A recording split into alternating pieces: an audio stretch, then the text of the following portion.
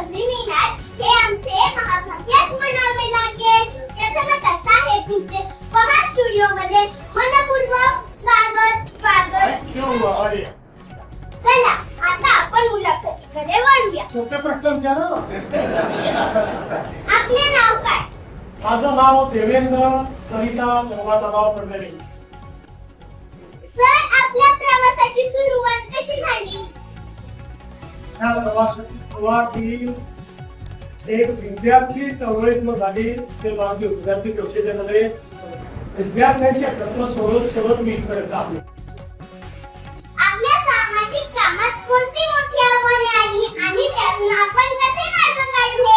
कुठल्याही सामाजिक कोणात आव्हान असतातच. जेव्हा तुम्ही समाजात आता काहीतरी करायचं असतं त्यावेळी प्रत्येक ठिकाणी जी व्यवस्था असते ती आपल्याला बदलावी लागते. व्यवस्था बदलताना अडचणी येतात. पण आपल्यासमोर किती मोठे आदर्श आहेत.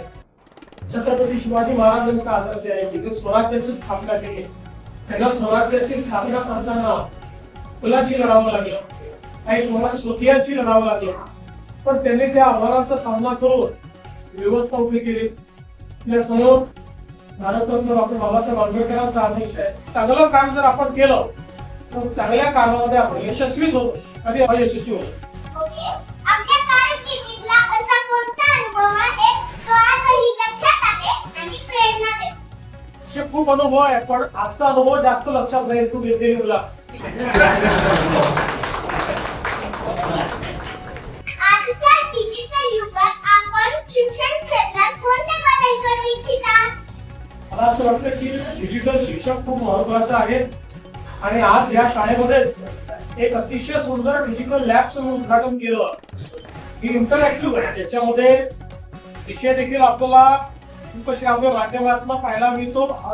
त्याच्यानंतर त्याच्यावर प्रश्न देखील आपल्याला विचारता येतात आणि त्याच्यावर आपल्याला परीक्षाही देता येतात. मला असं वाटतं की आता डिजिटल युगामध्ये डिजिटल शिक्षण हे अत्यंत महत्वाचं आहे. प्रत्येकाकरता डिजिटल शिक्षणामुळे शिक्षणाची दारं उघडलेली आहेत. त्या जगातली कुठली गोष्ट ही आता आपल्याला शिकता येते.